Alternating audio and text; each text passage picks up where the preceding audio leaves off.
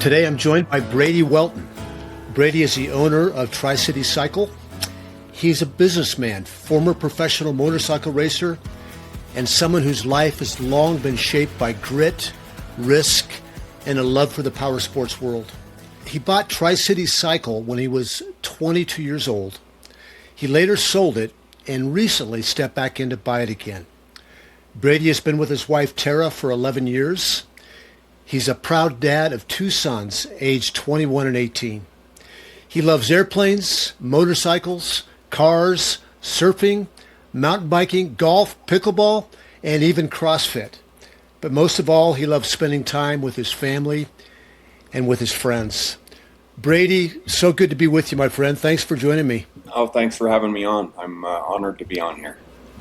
Thank you.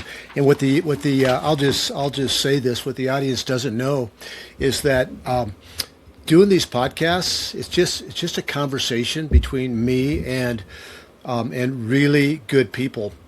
But there's technology that makes it run, and occasionally there has to be a retake because technology is technology. And I won't tell you whether this is a retake or not, but I will tell you that technology is mysterious, and I hate it sometimes. Brady, what is one habit or discipline that you have incorporated into your life that you've been fighting for recently to keep you moving up and to the right?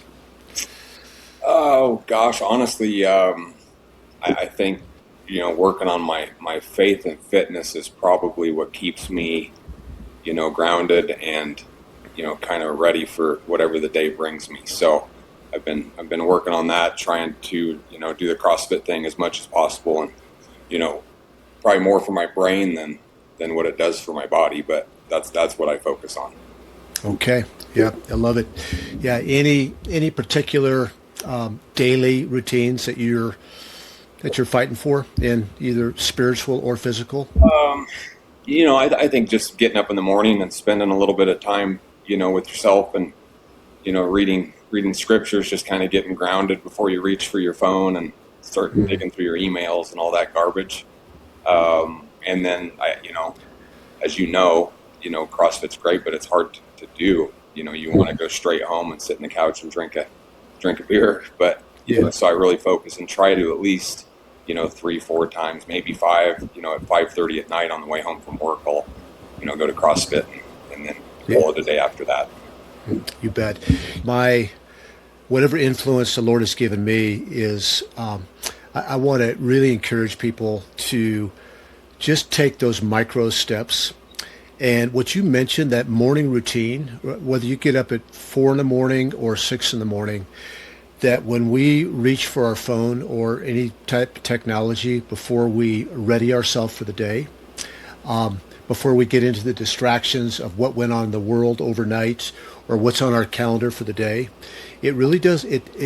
When we go for our phone first, it doesn't set us up for success. But when we read scripture or pray or just sit quietly and listen to the still, small voice of the Lord, it really sets us up for success. So I just 100% agree. Yep, and I'm not the best at it. Like, I work on it, like all of us. But absolutely, it'll change your routine and your morning and your outlook on your day for sure. Yeah. And I appreciate your honesty because none of us are, quote, great at it, right? We're all in process. It's about direction, not perfection. Right. Now, when I just read your bio, you're a risk taker. You like to go fast. You like to stay high. You do things that are hard. Let's talk about the way that you were raised. Before Tri-City Cycle, motorcycles were part of your identity. What was your upbringing like with one brother? Is that right? Just you and Brandon? One brother, and my mom and my dad were, wonderful. They each had their own way of doing things. My dad was a hard ass, Vietnam War vet, and he was hard on me. And as a kid, did I like it? Probably not. But knowing what I know now, it's priceless, and what that kind of shapes you into being, right? Just the basic foundation of hard work, and you shake somebody's hand, you do it. You do what you say. That stuff is what my dad definitely instilled into me. And my mom was, she was there for me every second, and she was a little softer, but she was phenomenal. So yeah, family, like I had spoke with, especially just the foundation of a good, mom and dad or brother or just support group has turned me into, I believe, the man I am today for sure. And thankfully that was all grounded even as a child, around just, faith, and I had a great Christian family all the way through my grandparents. So I think that I had a head start on that, thankfully, which has helped me throughout my life as well. Yeah, love it. Isn't it interesting how that God's gave most of us parents that are opposites. Mom and dad are opposites, and they bring different things to the table. They shape us in different ways. One maybe shaped you more with discipline, and the other one shaped you more with grace. But yeah. God used both of them, right? Yep. Yeah. And you grew up in Saratoga, Wyoming. Yep. Yeah, beautiful Saratoga with the hot springs and the river. Yeah. And what a cool place to grow up. That was another part of my life. It's really neat to be able to grow up because it was a town of like 1,600 people. My graduating class was, I think, 27 kids, which was awesome. I would never take that back. Like, what an awesome way to grow up, and just the life of, just riding bicycles and all your friends in that cool little town. But that all comes to an end, and I realized quickly when, high school was over that it was time to get out. There was just nothing there more, to offer me in terms of my next stages in life. But growing up, what a great place. Still a great place to go back and visit. When did you ride a motorcycle for the very first time? I was 3 years old, and it was Christmas, and I just remember the doorbell rang, and there was a little Weisinger 50. It's a little Yamaha 50 dirt bike. And so that was the first time. I remember I was on my mom's carpet. It was Christmas Day or night or whatever, and I had it on the center stand in the inner living room, and I remember starting it up.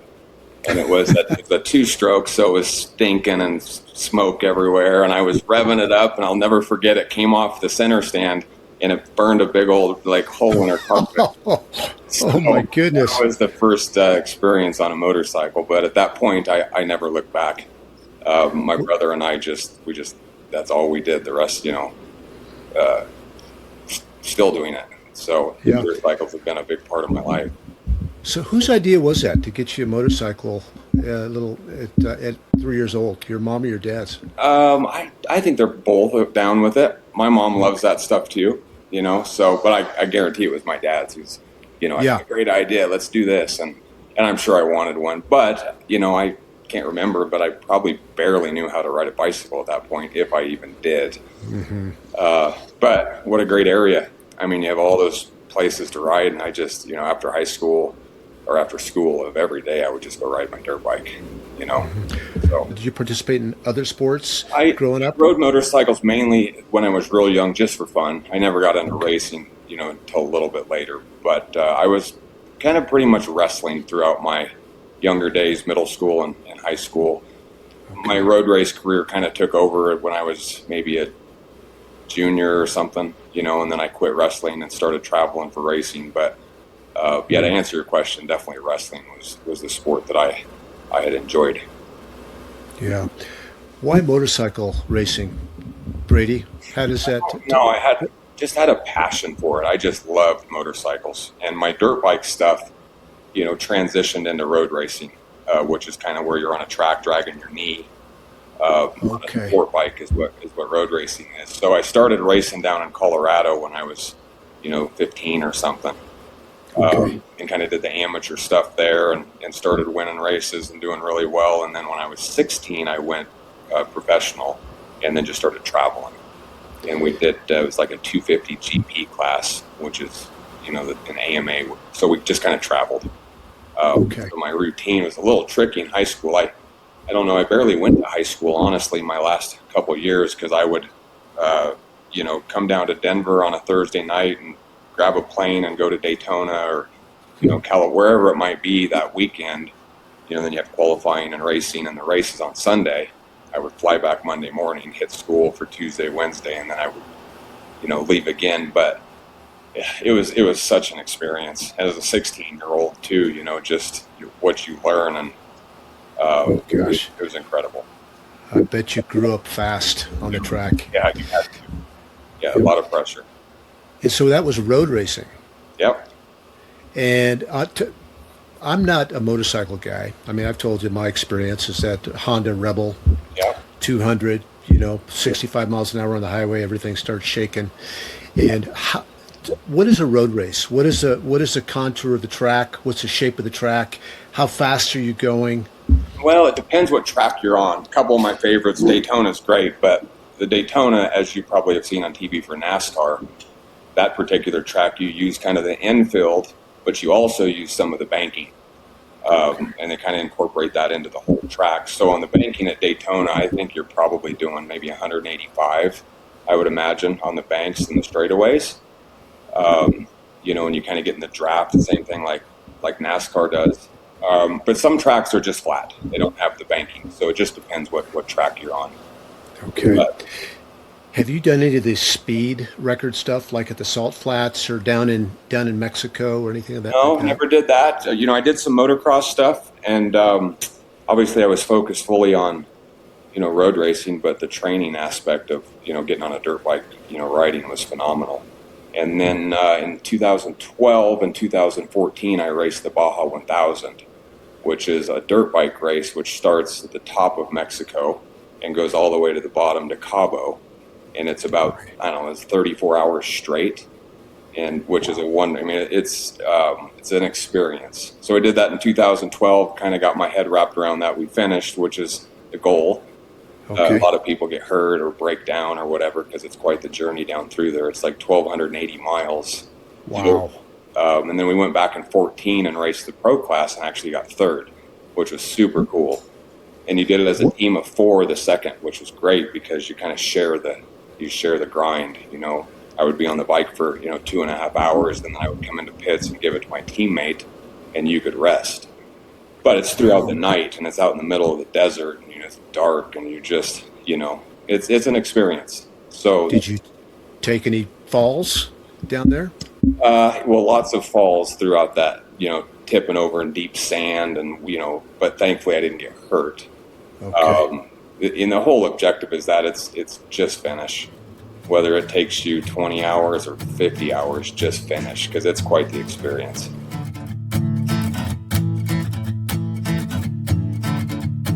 Hello, friends. Summer is almost here. Can you believe it? And let's be honest, summer is such a gift, but it can also get scattered fast. That's why we're launching Summer in the Psalms, a 40-day fight that starts on June 1st. For 40 days, we'll walk through 40 Psalms together with daily devotionals, a digital e-workbook, practical habit tools, and a community to help you stay encouraged and engaged.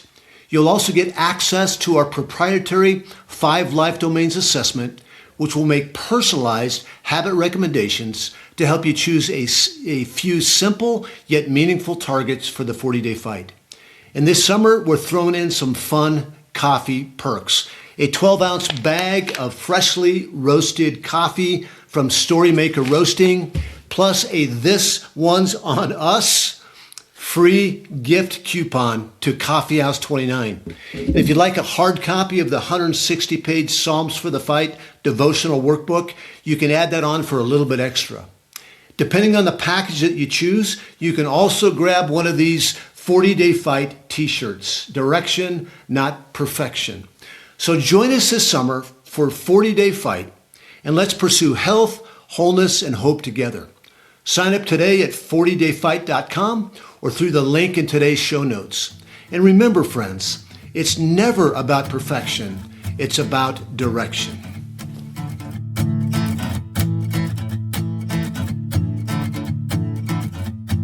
So you're a little bit older now. Do you have any other big goals, any races, or would it be speed or endurance that you want to do, or are those boxes checked? It's kind of checked. I still want to ride and still go to the track and just have fun track days.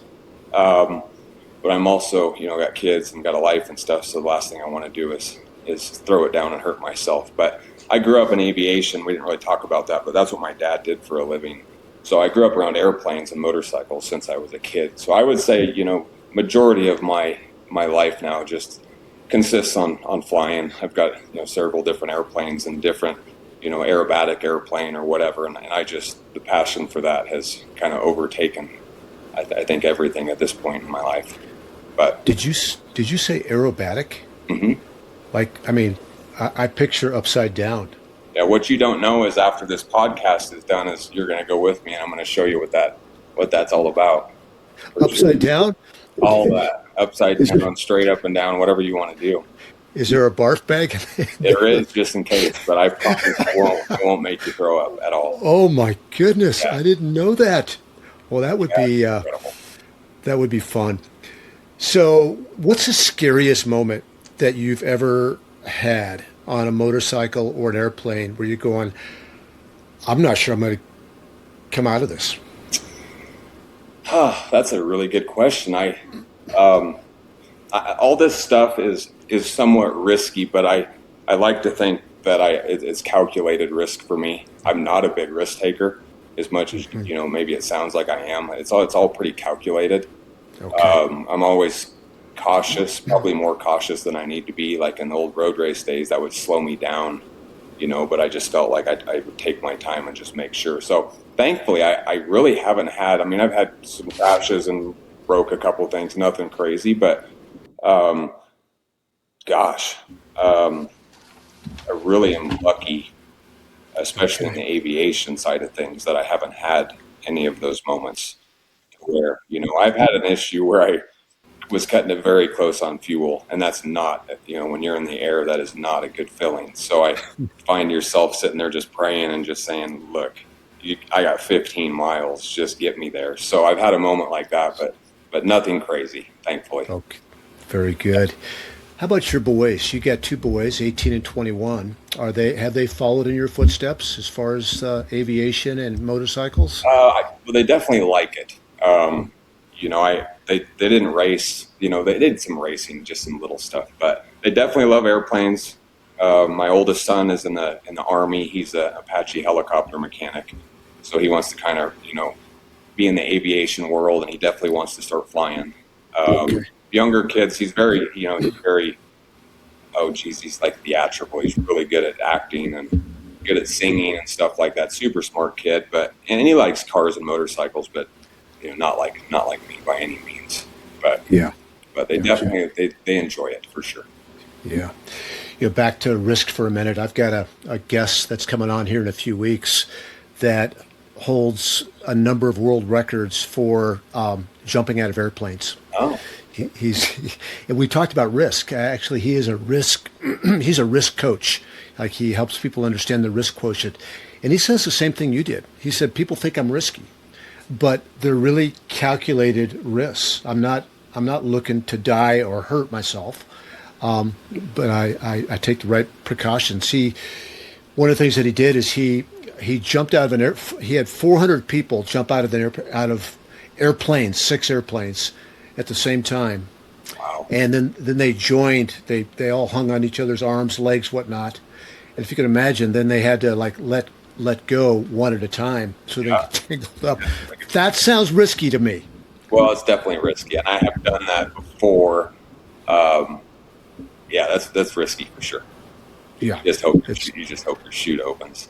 And I think about that, like in my aerobatic plane, like I have to wear a parachute. So if something were to happen, right, and I couldn't land it, or it wasn't a field or something, you rip your canopy and you eject and you pull your chute. So I've thought about all those scenarios, and I don't ever want to do that again. But for safety, I have it. Have you jumped out of an airplane yet?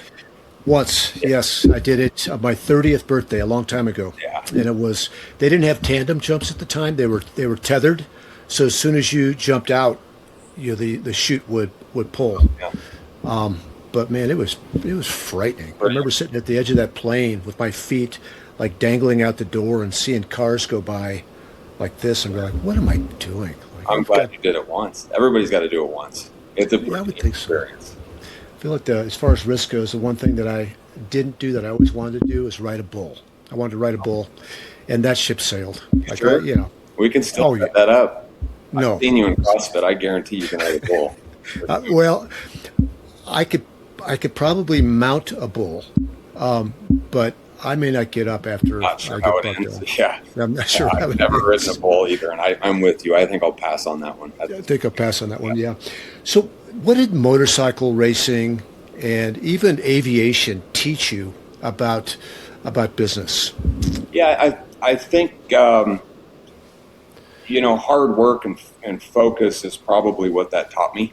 Just never giving up and working and just practice and um, yeah, I think that's what a lot of people maybe miss is just the hard work and the dedication, and just you're going to fail, you're going to crash, you just keep going and just keep going and pushing. And I think that's what that probably taught me.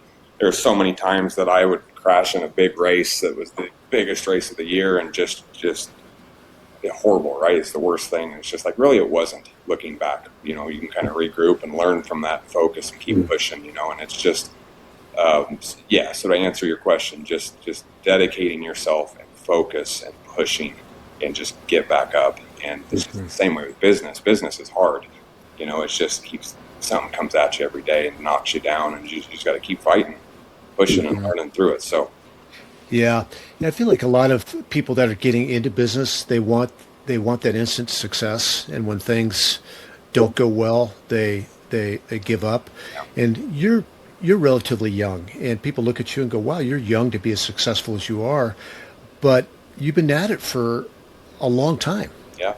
and there's been ups and downs. Oh, there's been a lot of downs. I'm 30 years into the business I have, and there were so many nights where I just couldn't sleep, and was I going to be able to pay my bills and make payroll, and the stress of that. And it's just,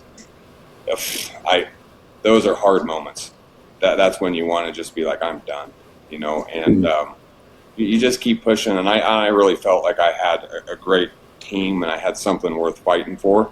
So for me, I would get up the next morning, I would just get back at it and just keep going. And eventually you have something, right? Eventually you just have a business that's doing great and growing and making money, and you can hopefully take a lot of the finance part of it out, but it's a long road. It has, and it took me years and years of figuring that out and going through just tough nights and tough situations. Yeah. But Give us the backstory, Brady. You bought Tri-City Cycle in northern Colorado when you were 22 years old. yeah. Give us the backstory there. That's not common for a 22-year-old to step in and buy a business like that. Yeah, well, kind of through my road race days, I had a friend that owned Tri-City, and he had started it like 35 years ago or something. And so straight out of high school, kind of while I was road racing, I started just on bikes. And it was at the old location, which is where Centera Mall is, kind of where Barnes & Noble is. That's where the store was. And there was nothing. It was Tri-City in this old building, and it was farmland.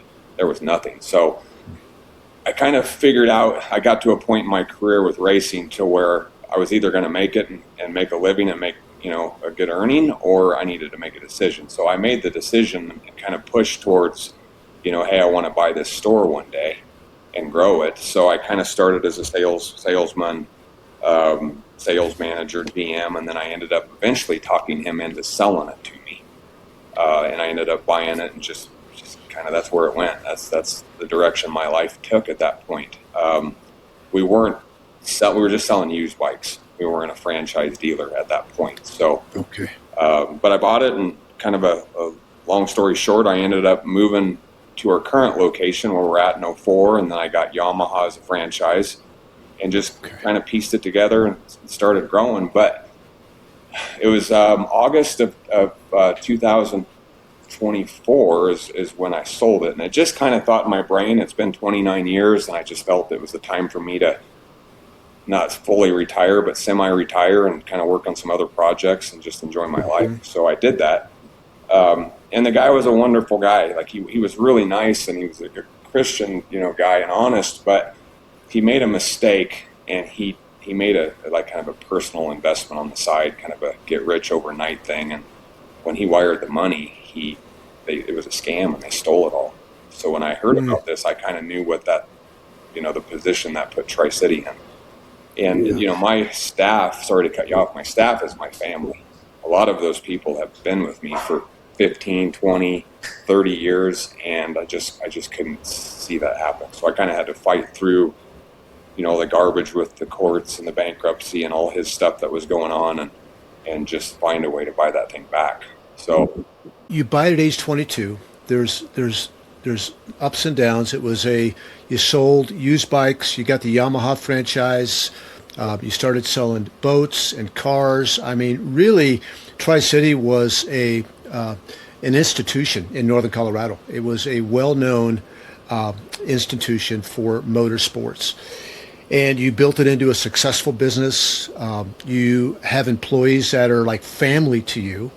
They're not just, they're human. You see them as human beings, not just employees to get the job done. You sell it.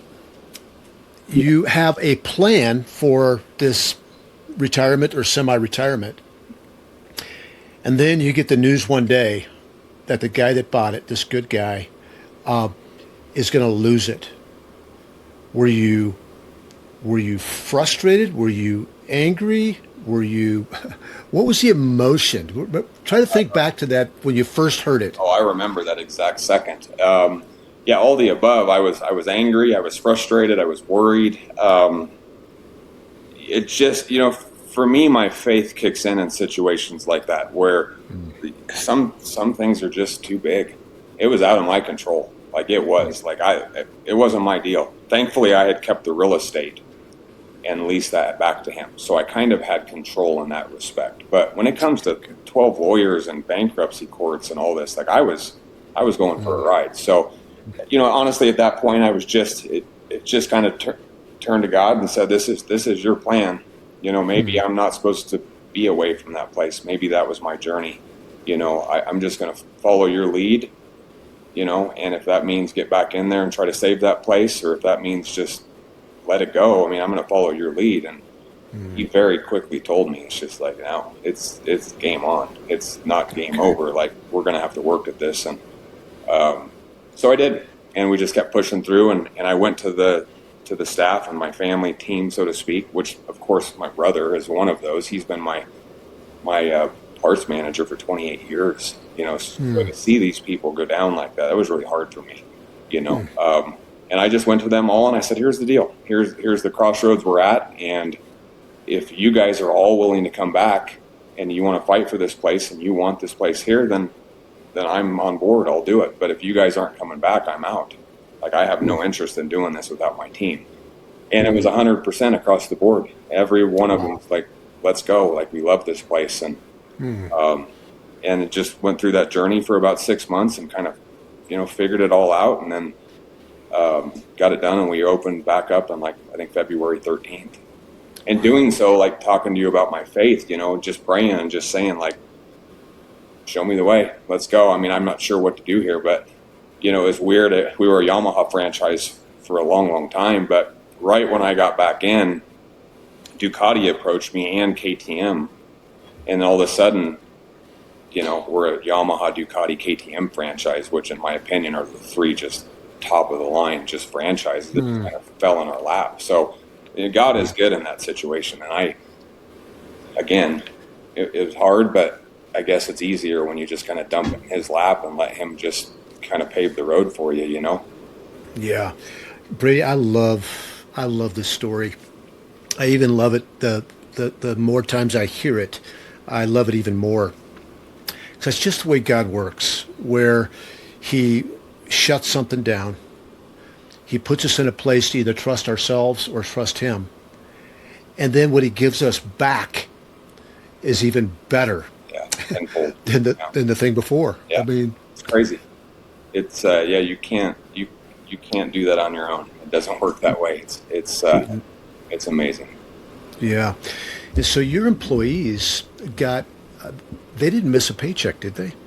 No, that was kind of neat. How that worked out. I have Christina is her name, and she's been with me for 20 years. And it was cool because she started as just answering phones, but she had this drive to, just grow, and just title clerk and then finance manager. And then, so just worked her way up. So we had the ability to plan this because he didn't do anything with Tri-City. This was a personal thing. So at that point, Christina and I knew we had X amount, that he had X amount in the bank for Tri-City. So we took all that money and we paid all of the employees and anybody, any customers and any vendors, and just tried to clean the whole place up to make everybody right and not get caught in a bankruptcy, which is really bad for people, especially customers. So we had that ability to plan for that. So we did that, and then we just shut the doors. We just said, told him, just shut the doors. You're clean. If you go any farther, you're just going to get hurt. Everybody's going to get hurt. Like, shut the doors. Versus normal bankruptcies takes everybody down, right? And it's really hard to recover from, and it's sad. So we had the ability to do that, which was really helpful.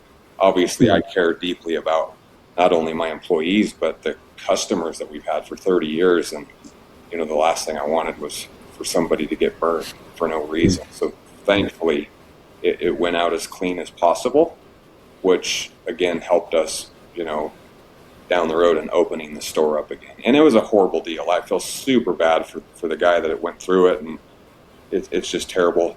But I think ultimately it worked out to, as good as it could. I mean, I do feel bad, but again, yeah.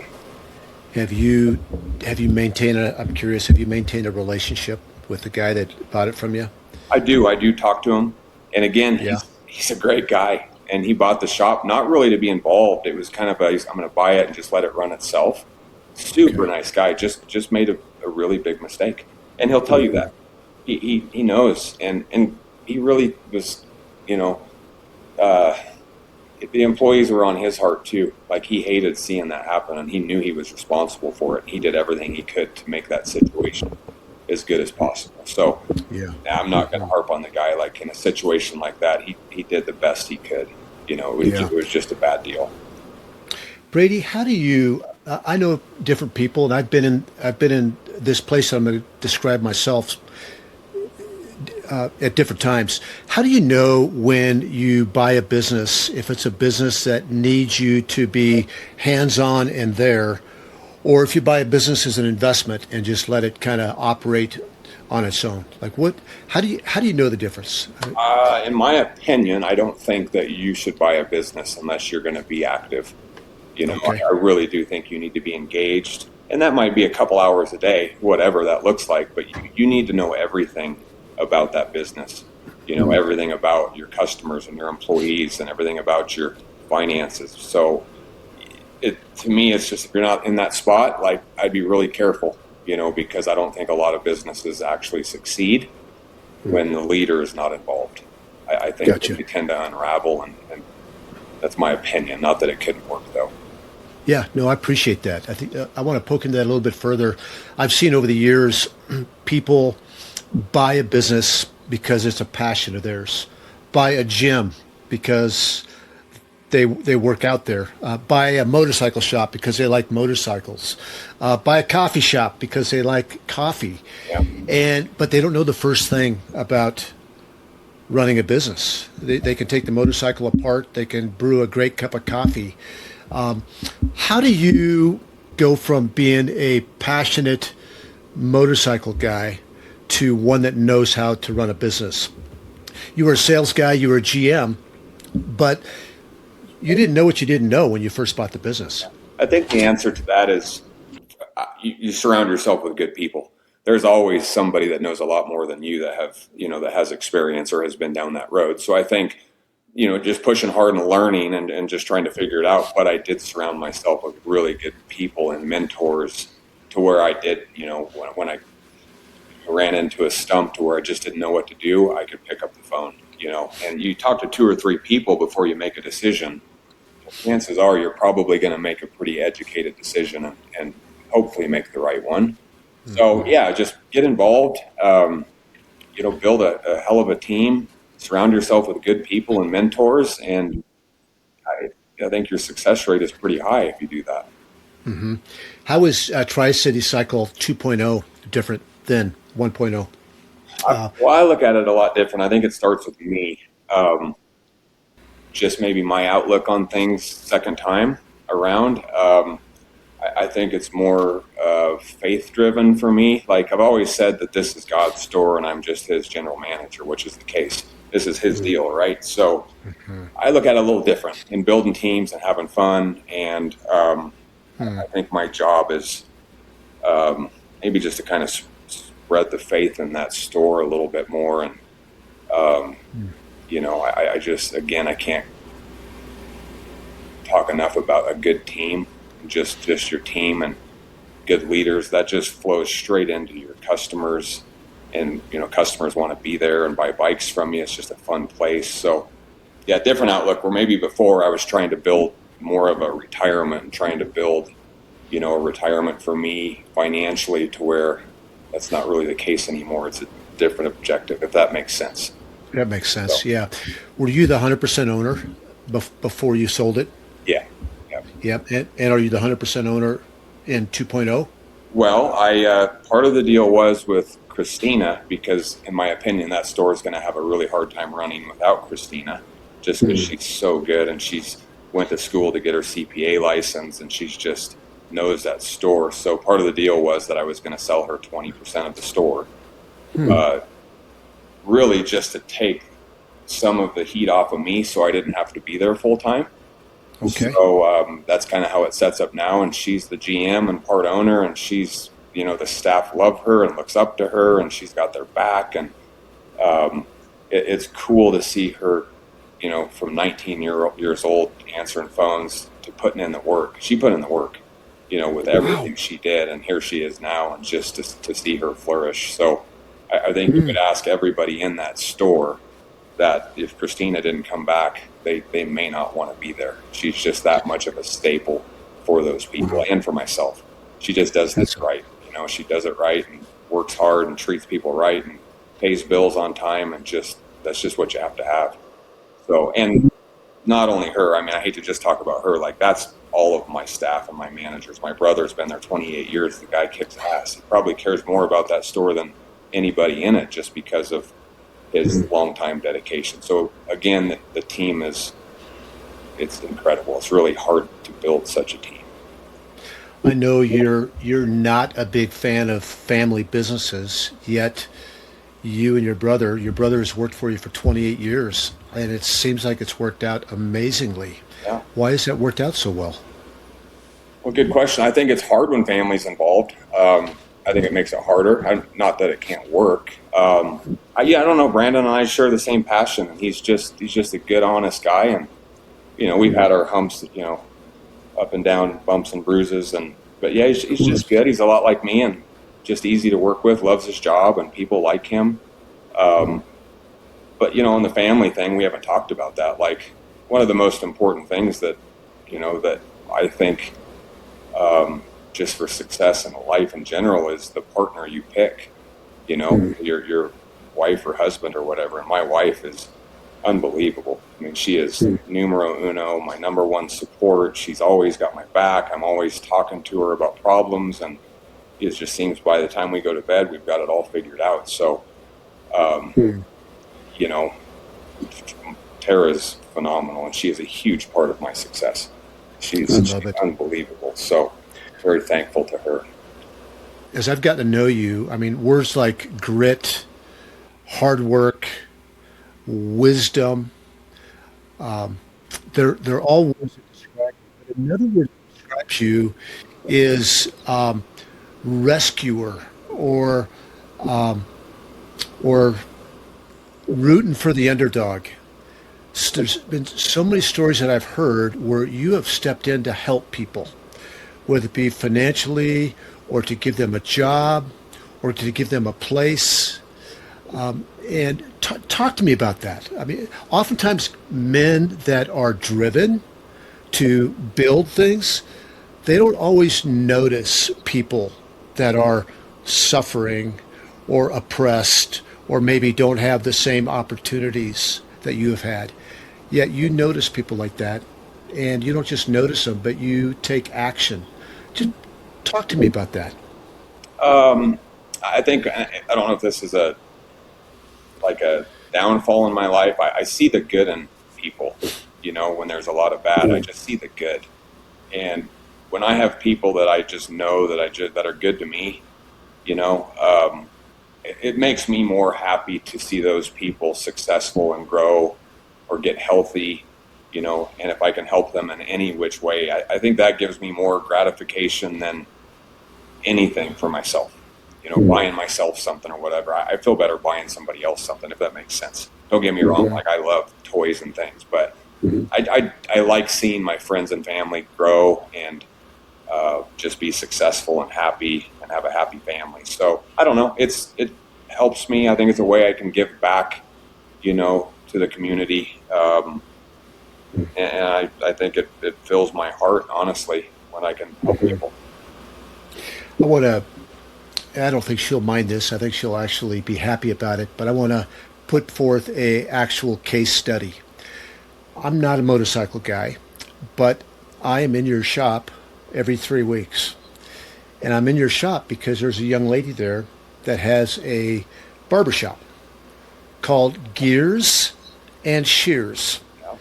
And she was cutting my hair back at Great Clips in Windsor, and she knew she needed to step out on her own. And she told me about this guy by the name of Brady Welton that is trying to talk her into opening up a shop in his motorcycle place. I'm going like, are you nuts? Like a barber shop, where they're selling motorcycles? And next thing I know, I'm booking my haircut and going to Tri-City Cycle. Talk to me about that journey and why you provided that opportunity for our dear friend Amy. Yeah, I was like you. I would get my haircut down there, in Windsor all the time, and just got to know her, and she's super sweet. She cares a lot. She's always trying to help people, right? Mm-hmm. And I just got to know her, and the same thing. She would talk to me about, like, I really want to do this, or maybe open my own place. I just need to grow. And so we just, over time, started talking about it. I think I said, well, why don't we just open up a barber shop and a motorcycle shop? That would be cool. And she said the same thing. She's like, no, you're crazy. We're not doing that. And I'm like, well, whatever. It's an option. Let's talk about it. So ultimately, I got to know her really well, and she did. She took the jump and the risk, and I helped her, with a cool little spot. And in my opinion, I thought it was cool, like to go in and, get your bike worked on or whatever, and then you can just go get your haircut. I thought it was kind of a cool little setup. So, I love, that's an example of somebody I wanted to see flourish, and help her any way I could. She's got a beautiful little daughter. Her name is Caden, and well, she's graduating this weekend, so she's not really in school anymore. But she unfortunately lost her father, and he had died due to cancer. So I felt that I needed to, not be a father to her, but be a father figure to her, as much as I could the rest of her life. So just in general, helping Amy and Caden, again, filled my heart. And just to see her, but to get a haircut there anymore, you've got to book it because she's busy all day, every day. It's not like you can just walk in anymore. So to see her flourish, and she bought a house, and, just to see that happen, and that's on Amy. I just gave her a little bit of a push, and then she just took off and ran with it. So that's a cool story. And it's just neat to see people flourish. And, she would do anything for me. She just would. I'm happy to return that favor. Oh yeah, Brady, she has so much respect for you, just because she also knows that you're not just a giver of opportunities, that you push her to be better. You give her wisdom, and I've watched Amy being fearful about stepping out on her own. And seeing just the open door that you gave her is giving her confidence.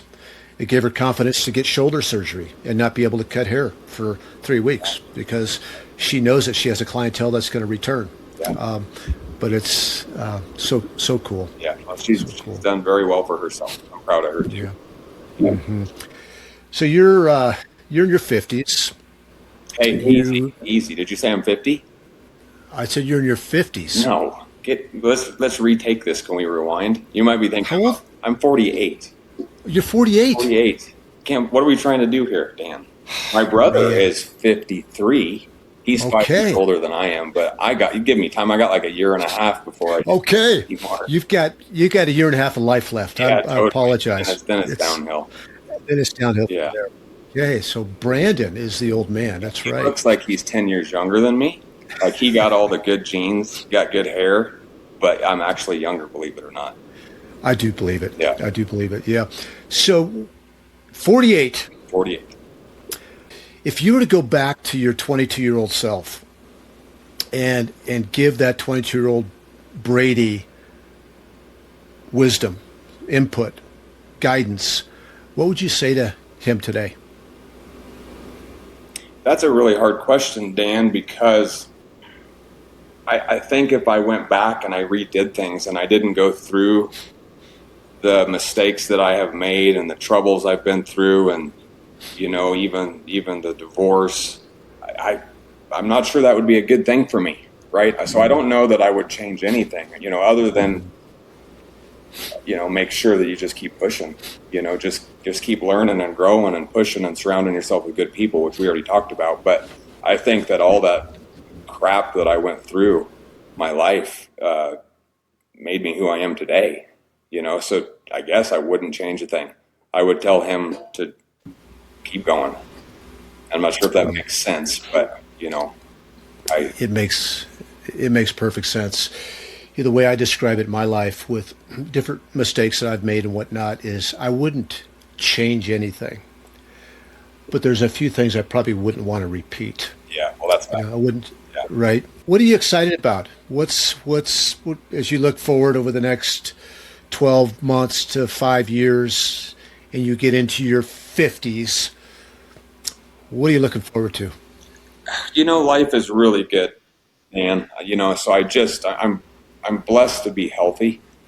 Uh, and I think we've talked about this. I think if you don't prioritize your health, it'll prioritize you. So I'm very thankful to be healthy because you got health, you can do whatever you want, right? And so I'm blessed to have a healthy family and beautiful, healthy children.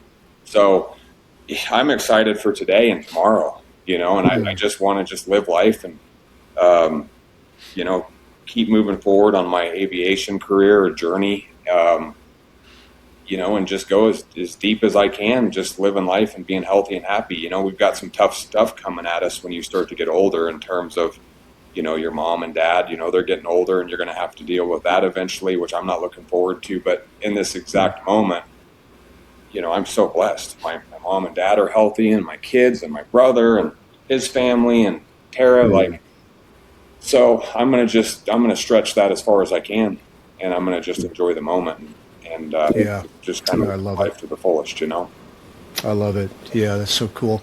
What any bucket list items? Are you a bucket list kind of guy? I do try to make goals every year. I write them down, just simple little steps and what I need to do. But I really feel like I'm doing it, Dan. I feel like I am. I just pick something and I go after it. So um, I wouldn't say I really have any bucket list things per se, other than to just travel, hit some new spots we've never been to. We went to Europe last year, believe it or not, for the first time. So do stuff like that. Nice. Um, just again, I think I'm living it. I'm really happy to where I'm at. We'll see where it goes from here. Love it, Brady. What about exit strategy from Tri City? Second time.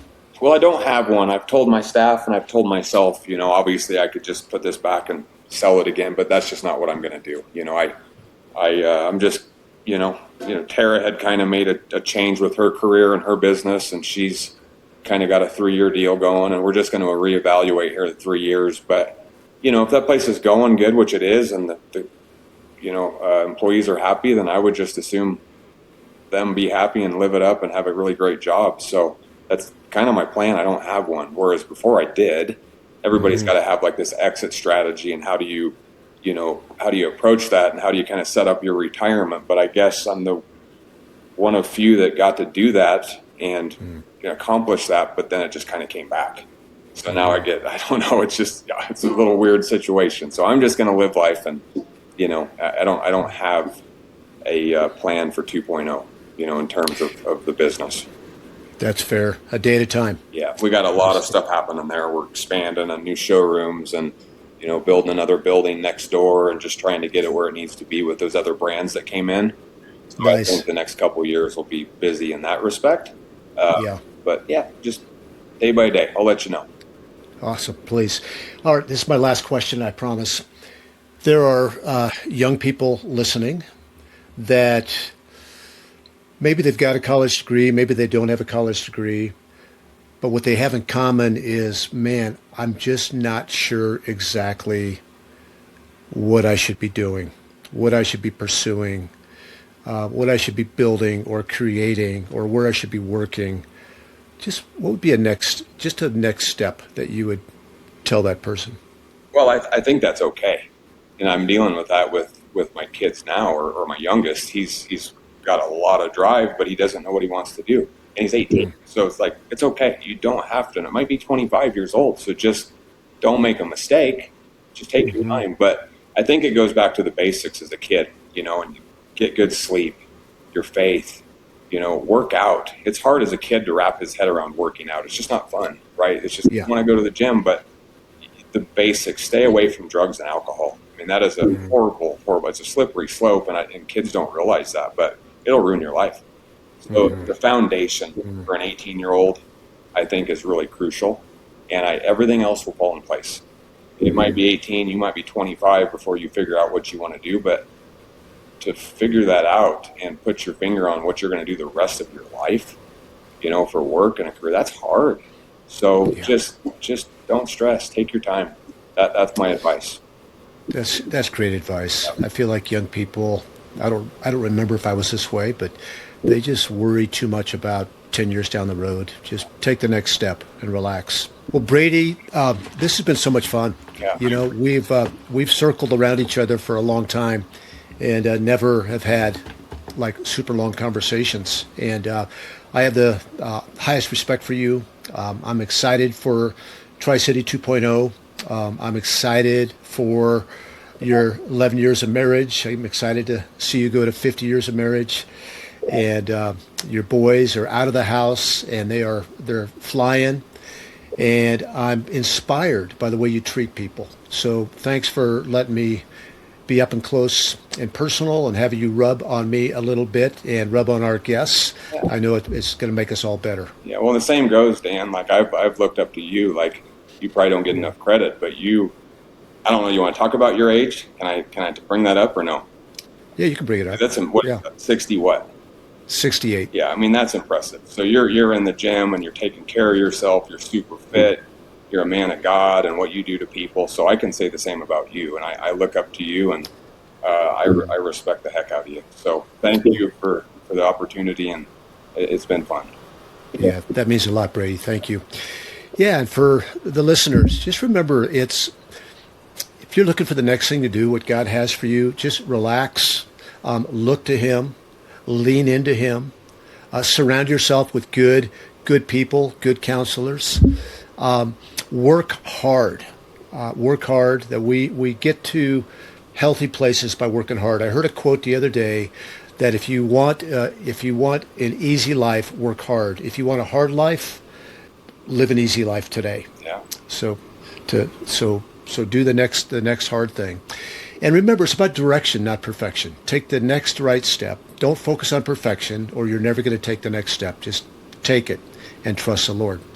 Brady, if people want to find you, how do they find you? Just stop by Tri-City Cycle? By and say hi, and it's just that simple. I'm not much of a social media guy, so come shake my hand.